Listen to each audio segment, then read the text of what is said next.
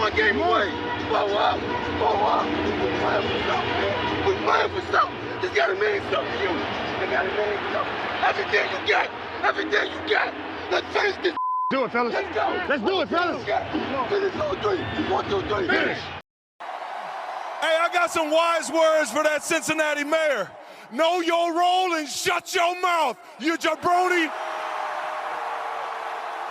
You gotta fight for your right to party!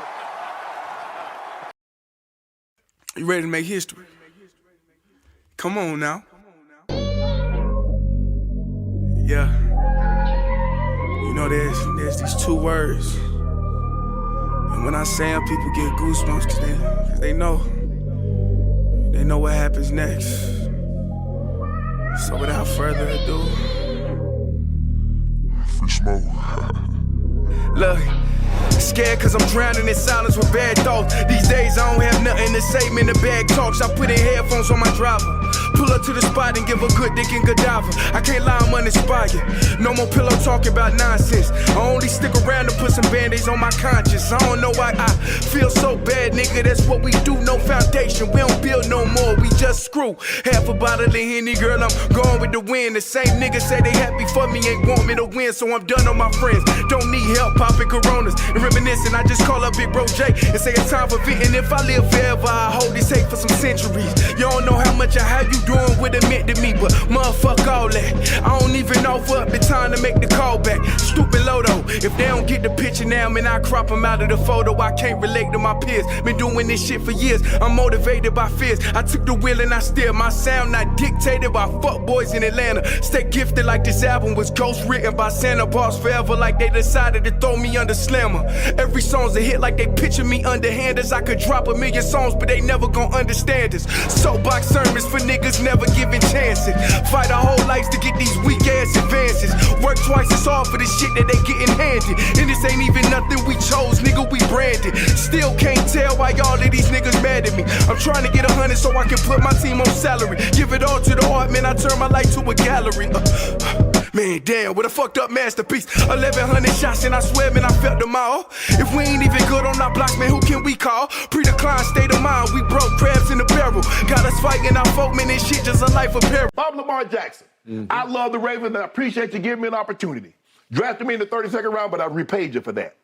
Now, what I'm not gonna allow you to do is try to make me feel guilty or try to guilt me into like Lamar is quitting on the team. Y'all quit on me long time ago. So in other words, if y'all want me to come out there and risk injury, y'all need to make it right. Y'all need to make it right because, as a matter of fact, I just saw what happened on Monday night.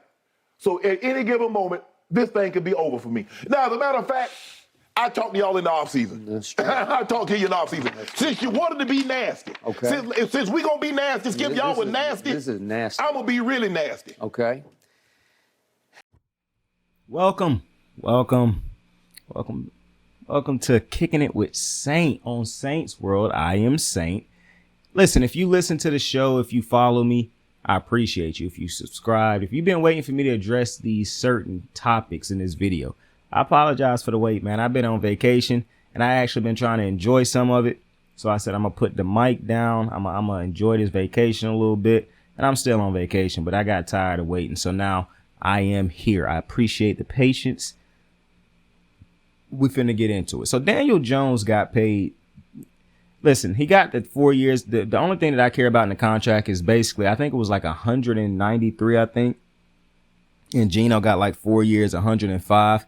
Only really one of Geno's years is really a big year of guarantees. Geno, but I want to talk about Daniel Jones because he got 2 years and basically the 42 is 82 million guaranteed in the first 2 years, meaning he got 41 million guaranteed in the first 2 years. Now, if you listen to the show, if you follow me, you know I done said this multiple times. I don't talk about what players deserve. You deserve what you negotiate. I'm not one of those fans who walk around talking about, oh man, he should take what he offered because, you know, it's people out there who don't make nowhere near. Bro, I will continue to say it. Y'all act like these athletes was just plucked out of thin air in order to, you know, and was just gifted these opportunities. Like they didn't have to work hard, like their family didn't have to sacrifice, like they didn't have to sacrifice to get to where they at. their worth is not dictated on how much I make at FedEx or how much you make at Burger King or how much she make at the hair salon or how much she make as a lawyer or how much she make as a doctor or how much he make as a janitor or how much, bro. That's not how people's work. My worth is not dictated on how much she make at her job or how much you make at that's not how this go. So if you want to be one of those people who live in this bitter mindset where because you have not been as fortunate as an athlete and you feel like it was just pure luck that they was gifted this opportunity and they should be appreciative just because they want to negotiate what they feel they are worth, you have a problem. You need to seek help and God, because that is not a good way to live. You are going to live a sick, miserable life. You're going to hate things that you shouldn't hate. And you're not even going to realize that it's this wicked type of mentality that you have, whereas you hating on the next man. Oh, I don't make that much, so he shouldn't matter. He shouldn't be caring about they offer him this much. It's still millions of dollars. Bro, that's not how this thing go. So that's the first thing. I'm not here to tell you Daniel Jones deserve you deserve what you able to negotiate. That's another problem in life because us normal individuals, and not even it's not the normal individuals, it's just some people who I guess never see themselves, and because they haven't and don't see themselves in a situation where they're going to be able to ever do something like this to negotiate their contracts, they just have to settle for the salary or for the paycheck that they get at these jobs. They say to themselves, oh, these players are being selfish when they try to negotiate more than what the team offer. And it's also this ignorant fandom that come in where it's like, I'm a fan of this team. So if you want more money than this team offering you and they feel like it's fair and you going to offer and you want more and that's going to hurt our cap and yada, yada, yada, as if fans pay the contracts for the players, then I don't want you here and you being greedy. Yeah, that's just not how this works. I really think that is a sickening mind state. And I really think with all the issues that the NFL talk about and things like this and all these other sports, the fact that they have yet to address fans in this manner, to me, is a problem, bro. And it just show you that, you know, as long as you paying, they could care less. I mean, you done seen it with the NBA. The way the NBA was getting rowdy the last couple, fans throwing stuff at players, spitting at players, getting on the court. Like, bro, I'm telling you. Oh man. But nonetheless, back to Daniel Jones.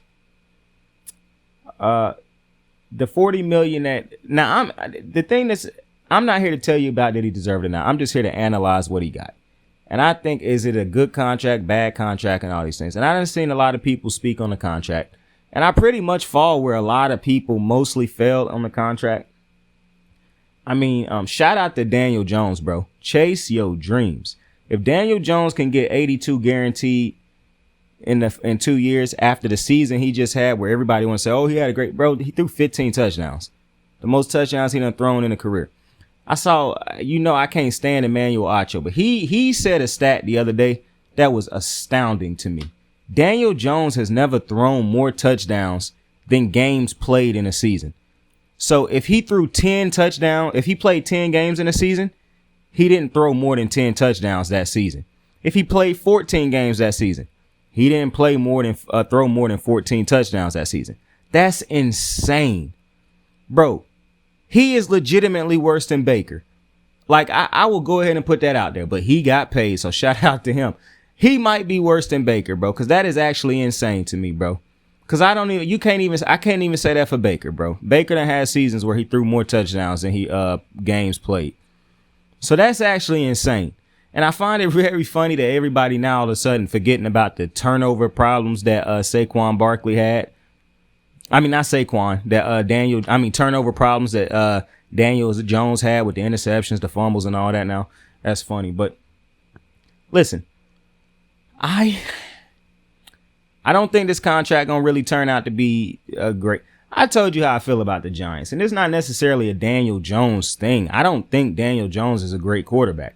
I don't think Daniel Jones is a good quarterback. I think Daniel Jones had a year that a backup quarterback have, and we not really thinking too much of it. He threw 15 touchdowns. I'm pretty sure it's a backup who came out there. Case Keenum probably threw more than that in that year he came in for the Vikings. Like, I'm not really impressed by a quarterback who did with Daniel, because when the bar is so low, this is what happened. And people could say the quarterback market is why he got $40 million. Sure, I don't really care that he got the $40 million. Like I said, shout out to him for being able to negotiate that. The Giants, though, like I said after the playoff loss, this is not a great roster. You got Dexter Lawrence. You got Saquon, if he can stay healthy. You got Thibodeau. You got like one other guy, man. This is one of the most incomplete rosters. No, not even incomplete. This is one of the teams, when you look at all the rosters throughout the NFL, this is clearly one of the rosters that need the most help through draft, through free agency, through development. This is clearly one of the ones that when you look at the teams from last year, you look at how everything played out. This was a team that benefited from the Packers having a bad season, from the Rams having a bad season, from teams that normally have good seasons struggling. They benefited from that, from the Saints having a bad season. The Giants were beneficiaries of that because the Giants don't have a better roster than the Commanders or the Cowboys or the Eagles. So before I can even talk about the roster, how it look compared to the teams outside of their division, the Giants ain't coming in first or second in that division. The Eagles and the Cowboys not only have far better rosters, they have far better quarterbacks. But then you get to the Commanders, that is a far better roster in my opinion, not to mention the quarterback play. Sure, you could say they got worse quarterback play than the Giants, but I would say if you say they got worse quarterback play, I say it's because it's an unknown at the moment, because the quarterback play to me is just about as what you're going to get from Daniel Jones on an average year. If last year was a great year, if you take Daniel Jones' best year, which was last year, and take his worst year, which was pick any of them before last year, and you just take the average out of those, he is a bad quarterback. So shout out to Daniel Jones for getting this money, but I do think the Giants will regret the contract as soon as next year, within the first 4 or 5 games. It will not take long. And if I end up eating these words, cool. However, Daniel Jones has never shown that he is a good quarterback. And some people saying, oh, well, he needs Saquon. It's a lot of quarterbacks in the NFL who don't got consistent run games, who are just fine without that, who don't need a running back to prove they are great. So, and I also don't think he is along the lines of a Dak Prescott, somebody who you do wish had a quarterback, a running back behind him, but it's still better than Daniel Jones. And I have far better good statistical years than a Daniel Jones. So, and when you look at Daniel Jones' stats, and I'm not a big stat guy, I watch the games, but when you just look at the stats, because I pretty much done told you what I'm seeing from the eye test. But one of the most insane things is when you look at the stats from Daniel Jones and you put him up against anybody in any of the top quarterbacks in the NFL, any of the thing, put together your top 10 quarterbacks. And if Daniel Jones ended up in your top 10, that is insane to me. And further proof that I keep telling people how you judge a African-American quarterback and a white quarterback completely different. I got people, you still hearing people tell you Lamar Jackson not a good quarterback. That man done thrown 35 touchdowns in a season. Daniel Jones' most touchdowns in the season was 15. Which continued the trend of him not throwing more touchdowns than games he played. Just a mind-blowing stat, bro. Like at this point, dude, he got more total touchdowns in his career than Lamar had in that one season. Like, it's absolutely insane. But it just shows you the bar was so low.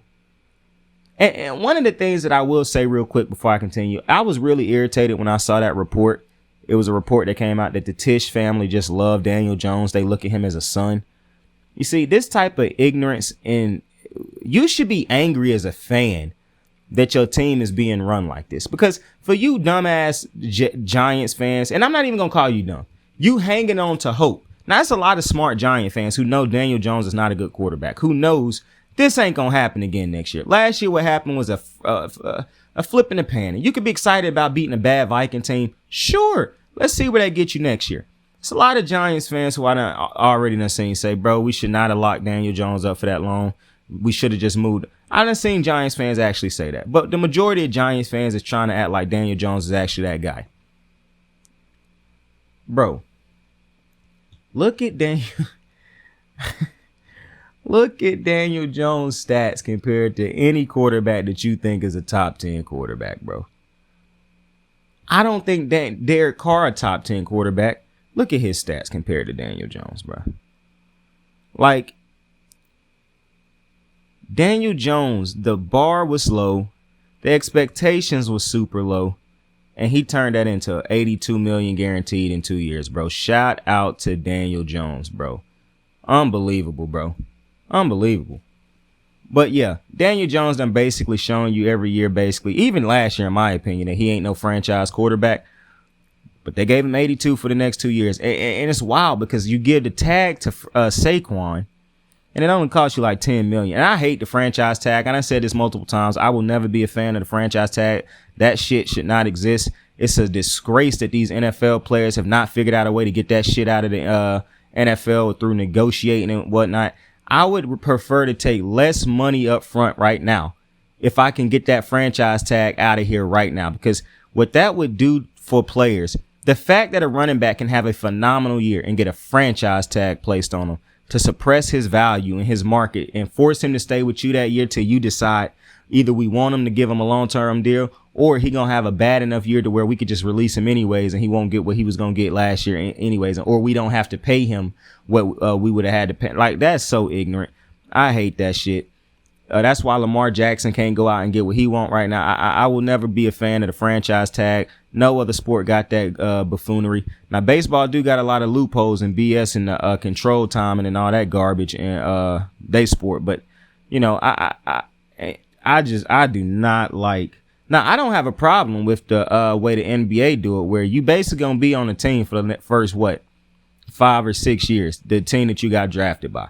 I got no problem with that, because if you sign an extension when you become a restricted free agent, the team can match that. What basically happened to DeAndre Ayton.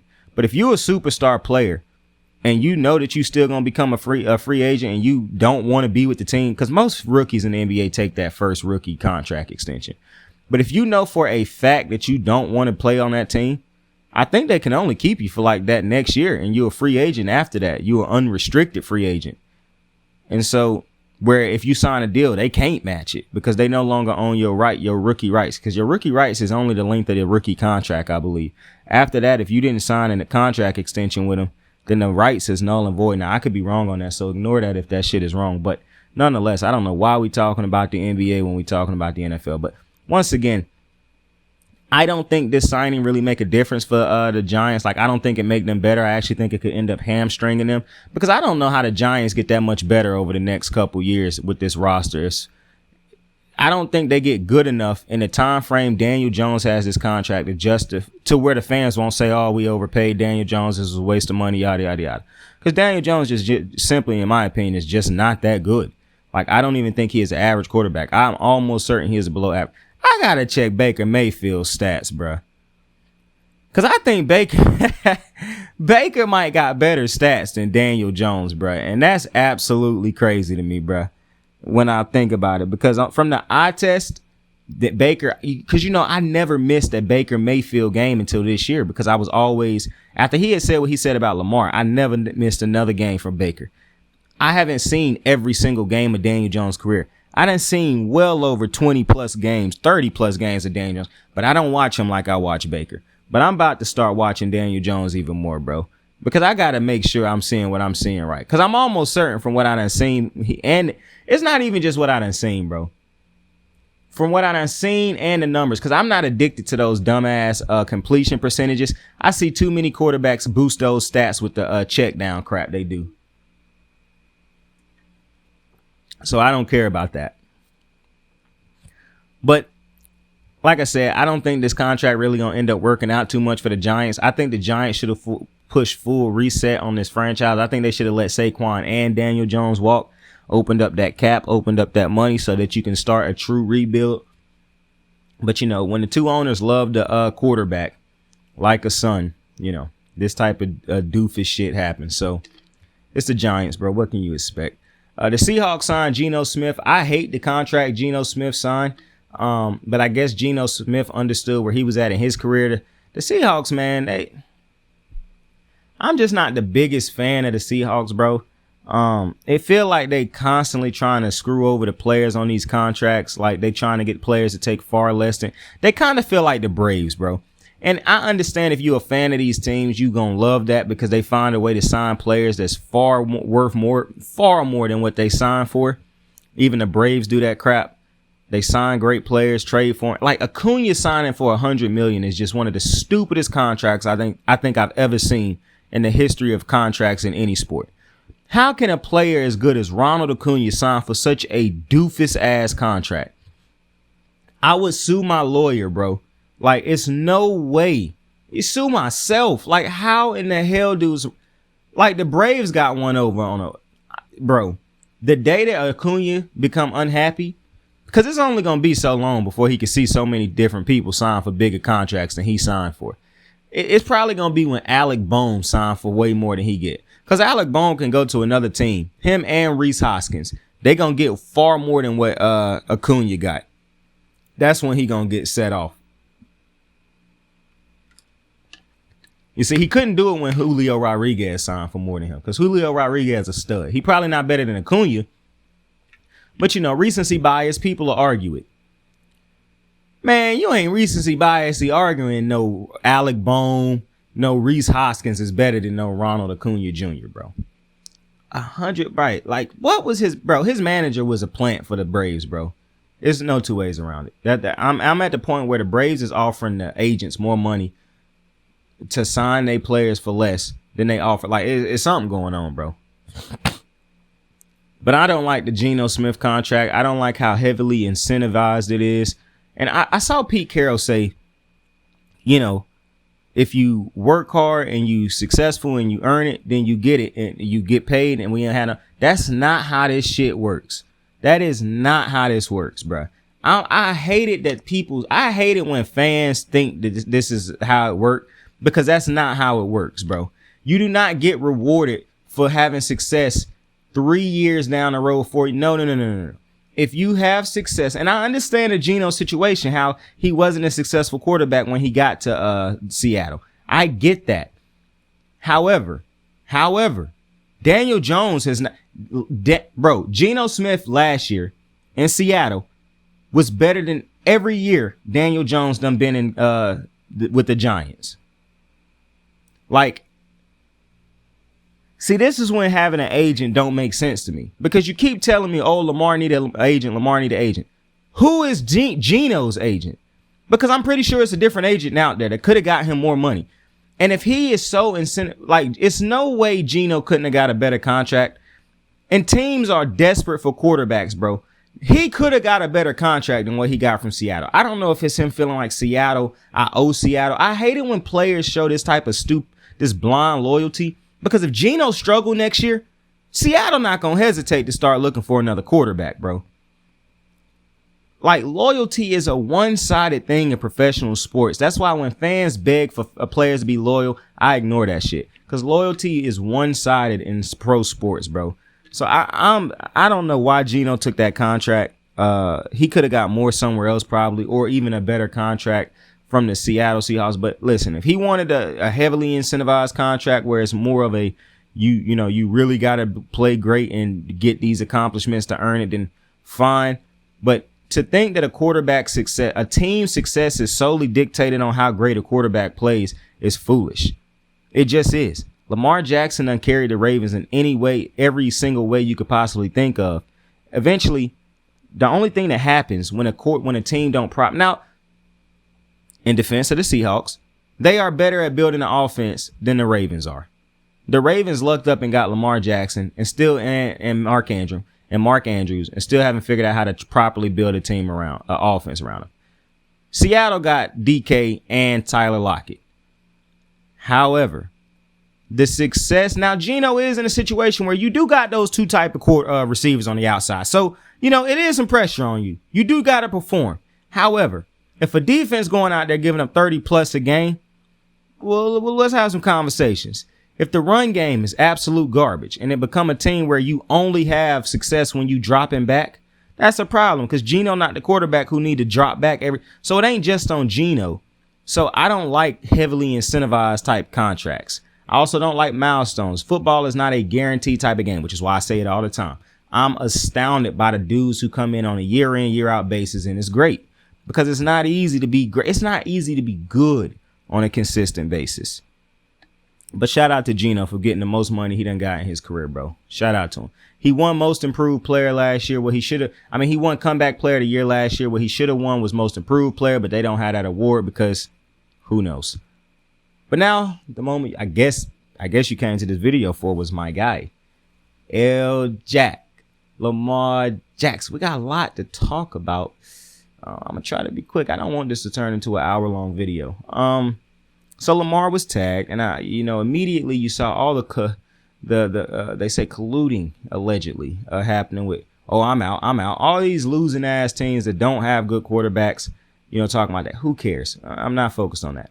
I'm focused on the Lamar Jackson thing, and I saw somebody talk about this today where they was like, man, I just pray that Lamar Jackson don't, I think it was Pat where he was like, I just hope he play this right. I really hope he, don't lose in this situation. Like I hope he realize how much money is that, because everybody trying to turn this thing into he ain't got an agent, so that's why he ain't got. It's so funny. I say it multiple times, and Dana said it too. If he got a great lawyer behind him, he's fine right now. Why do he need an agent? He's 26 years old, a unanimous MVP, then carried his team every year of his career with minimal to no help around him. What do he need an agent for to know his value right now? Now, I agree he need an agent if all the other outside businesses. Like, you don't want to be as great as Lamar Jackson is. You don't ever want to take for granted how good you are and the work you got to put in to maintain that greatness. So all the different type of opportunities that you could get off the field could take away from how often you perform and prepare yourself to perform. So you don't never want that to happen. So that's why I would hire an agent for that part of it. And maybe you would say, well, Saint, he need an agent for well, cool then. But if I feel like I can handle my football business and I just need you to handle all the, then that's cool too. Now, I done said multiple times, I'm not Lamar Jackson. I would have an agent because I'm one of them people who don't feel like dealing with all that paperwork. However, I would be one of those people who's very fearful of my agent getting one over on me. So the work that I would put in, that you would put in to be your own agent, I wouldn't put in to be my own agent. I would put in to basically be in a spy to make sure my agent don't screw me over. So it's a lose-lose situation for me either way. Because in that sense, I know what it's like to not have money. So when I get it, I'm going to be very cautious of who I let maintain it because I'm not trying to never lose it. If I see what I took my family from to, I'm never going back, like Cole said. So I'm going to be hella hardcore on making sure I maintain my money. So the agent talk, bro, that to me, that's goofiness. Maybe later in his career, that's when you need one. But for right now, I don't believe in that. And for the people, they say it's allegedly colluding going on. Sure. I don't care about that at the moment also. But I care about is the Ravens. Because you see, I want to talk about how people, who say the Ravens haven't disrespected Lamar and yada, yada, yada. And to respond to that, I would say this. The Ravens traded back up in the draft when they drafted Lamar to get him last in that draft. I don't know what expectations they came into with Lamar, but I know it wasn't that he was going to start and save the season after Joe Flacco got hurt his first year. When they were floundering, people's jobs was on the line. If that season had finished, John Harbaugh would not have been the head coach of the Baltimore Ravens anymore. A lot of people would have lost their jobs. Lamar Jackson instead came in, took a team that was under 500, put them over 500, I believe won a division that year, and off went the Baltimore Ravens. Never looked back. Lamar Jackson's next year with a full offseason behind him, knowing he was coming into the season as the starter that year, with the support of his team behind him. Oh, well, actually, I skipped a part because in the playoff game against the Chargers, people didn't say, oh, this is a first-year quarterback. When he struggled, people acted as if he had been to this position multiple times and they booed him and all that type of thing. John Harbaugh stuck with him. People chanted for Flacco. He didn't do it. He stuck with him. So shout out to Harbaugh for that. I will never forget that. That was a big moment that probably forever cemented his relationship with Lamar. Fast forward next year, his first full season, he go off against the Dolphins to start the season to show you his improvement from year 1 to year 2 was unreal. He go on to lead the league in touchdowns that year and break rushing records that year and wins the unanimous MVP, the second time in history of the NFL that had ever been done. The only person who had won that award before him was Thomas Edward Patrick Brady, otherwise known as the GOAT. He would then lose a playoff game that year against the Tennessee Titans. They came out looking flat, but I would advise you to please go back and look at that game and don't put that game on Lamar Jackson, because Lamar Jackson had about 400 something plus yards of offense by himself. You could have asked other people to show up also. The defense got wore out by Derrick Henry. Fast forward next year. So now they saying, oh man, he in his second year. You don't do this to other quarterbacks, because they still don't do it to Justin Herbert. But he ain't won a playoff game. He can't win a playoff game. Never mind that he just won a unanimous MVP that same season, broke the all type of records. He ain't won a unanimous. I mean, he can't win in the playoff. Okay, unfair criticism. Goalpost being moved because you told him to come in as a receiver, but cool. Saved a franchise that was floundering. Cool. The year after that, Lamar Jackson coming to that season, saying to himself basically, okay, cool. F MVP, we got to win a playoff game. Through all the different, and all along the way, Baltimore gets him no premium help on the outside. They continue to draft receivers here and there, not high-end draft picks, late in the draft picks, late in the first round, late in the draft, not top receiving weapons on the outside. And they don't go out and trade for top weapons, even though other teams are doing that for their quarterbacks throughout this time that this is happening. Nearly every year they had Lamar Jackson, a team went out and made a big trade to go get top tier receiver help or traded up to go get it. So Lamar Jackson come in the year after that with a less than team and beats the Titans, take the Ravens to the playoffs once again and beat the Titans. You go into the next round against the Bills, and after so many different Raven players decided to leave their hands at home, eventually the Ravens end up losing that game. Lamar was knocked out because a problem they had dealt with all year was the center throwing the ball over Lamar Jackson's head. That happened again in that game. Lamar went to go save the ball. He was concussed. He was out of that game. You fast forwarded to the year after that. Now, they could have paid Lamar Jackson after that season. They chose not to. They could have paid him going into this next season. They choose not to do that either. But Lamar Jackson coming into that season, 3 seasons under his belt, still being unfairly criticized. He got the Ravens, everybody hurt. That's the year that their running backs go down. The Ravens still choose not to go out and get him no real proven receiving help. He go into that season, defensive players out left and right. That was the season all the defensive players was hurt. All the receivers and all the tight ends and not tight ends and all the other running backs was hurt. Offensive line was still shaky. And all Lamar Jackson got the Ravens is in first place in the AFC until he finally gets hurt in the pocket. They still don't pay him. They just saw a quarterback do what you want your quarterback to do. When you have no talent around you, when everything around you is not good, can you lift the talent around you? Well, he said he showed you he could do that. They still didn't pay him. Now he come into last year where most quarterbacks, most players, most fans be like, oh man, I hope he don't hold out, yada, yada, yada. Well, Lamar Jackson didn't hold out. Came to the warm-ups, came to the came to the off-season workouts, came to OTAs, all that. Played without a guaranteed contract. Got hurt in the pocket once again, because I done said this so many times. People keep celebrating the Ravens offensive line. The Ravens offensive line was great 1 year. That was the unanimous MVP year. And I would even argue that they wasn't that great as far as pass protection. You just had Marshall Yonder. The Ravens pass blocking is average at best. They are not great at pass blocking for Lamar Jackson. He dropped back. There's very few times he got a ton of time to scan it. Now, that also got a lot to do with he don't got receivers that can beat nobody. No disrespect to the receivers. I'm calling it the way I done seen it. I can't put that on Lamar Jackson. So this notion that, oh man, he got such a great offensive line. He got a great line that can run block. Mind you, the running backs didn't produce to start the season. All Lamar Jackson, all the rushing yards was from Lamar having to rush the ball. Not wanting to, having to, because he was getting no production. And all the while they keep an offensive coordinator who clearly been outgrown by his quarterback and haven't found new ways to be an inventive. And I say it all the time, bro. Fans love to act as if the only person who get paid on an NFL team is the quarterback.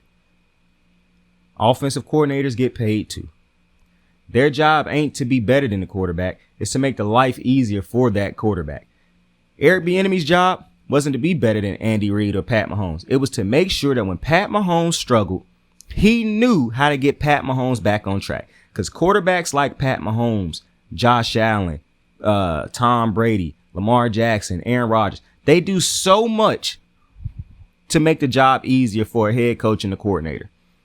So when they had these rare instances where they struggle, what do you do to get them back on track? One of the instances where I saw a team with a head coach that just could not figure out how to get his quarterback back on track at times, and it was usually just on the quarterback to figure shit out, was Carolina and Cam Newton and Ron Rivera. Ron Rivera, whether it be his OC or him, they could never figure out when Cam struggled, it was just on Cam to figure out how to get back on track. It was very rare that somebody on the outside from me looking in, that they drew up some magnificent play or something like that to get him back on track.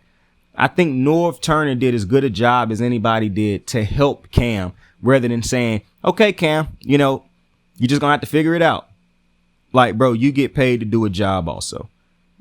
But in going down Lamar Jackson's resume, how many people could you give that resume to, those events to, and say, and all the while that's happening, another quarterback who haven't accomplished nearly what Lamar Jackson have, but has had more talent around him than Lamar Jackson. Not only do he get paid more without less accomplishments, but he also got multiple sexual misconduct cases going on off the field for alleged sexual misconduct. And he still get $240 million guaranteed. Kyler Murray, 189 or 86 million guaranteed. Up until a year ago, he had never made the playoffs. And I think it's real funny when people like Mad Dog Russo and other people of the media say, what's going to happen when Justin Herbert come up? Why does it matter what's happening when he come up? He ain't better than Lamar Jackson. He done had better talent and still haven't accomplished nearly what Lamar Jackson has. Why would his contract matter? He shouldn't get paid more than Lamar Jackson. However, the way the market works, he will be paid more than Lamar Jackson eventually. But I don't see nobody bringing up his, what he done. I don't see nobody come saying, if Lamar Jackson, I see people saying if Lamar Jackson want this amount of money, then it won't make the Ravens, they won't be able to build a team around him. They didn't do that when he was on a rookie contract. They didn't go out and get him no weapons. They've never in their history went out and got a receiver in their prime. They never made that commitment. I don't see nobody saying, well, Joe Burrow should take less because then they won't be able to keep Higgins, Boyd, Chase, because those three number one receivers. Shout out to Boyd. They is sabotaging 8. I don't see nobody throwing that around. So that was very interesting. Ultimately, though, Lamar Jackson will get paid. There is a team out there who understand the value of a Lamar Jackson. It's just sad that the Ravens are the team that don't see it. And for the people out there arguing, well, no player should be guaranteed. For one, Lamar Jackson, any young player, these young phenom quarterbacks, that's the age of Pat Mahomes, Lamar, Josh Allen, Burrow.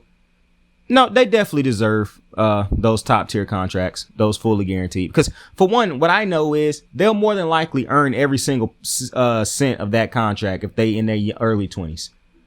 Now, you're talking about giving it to them late in their career. That's a completely different story, even though I still think that's just as great a time to give them a guaranteed contract as not. Because if I get hurt, now I know I got the guaranteed money on me. But I'm never going to not side with the players on guaranteed contracts. And Steve Bisciotti right. The first person who should have got that guaranteed contract ain't Deshaun Watson. It should have been Tom Brady, Ray Lewis, Ed Reed, Deion Sanders, Aaron Rodgers, Peyton Manning, Luke Kuechly, Cam Newton. It should have been a whole bunch of great players that had came before him. Because NFL players should have been getting guaranteed contracts. Lamar Jackson, if you one of those cynics out there, and I hate listening to the Baltimore media, because the Baltimore media like to talk about Lamar Jackson from a standpoint is they always, and if they employed by Baltimore, they always going to really take Baltimore's side. But here are the facts.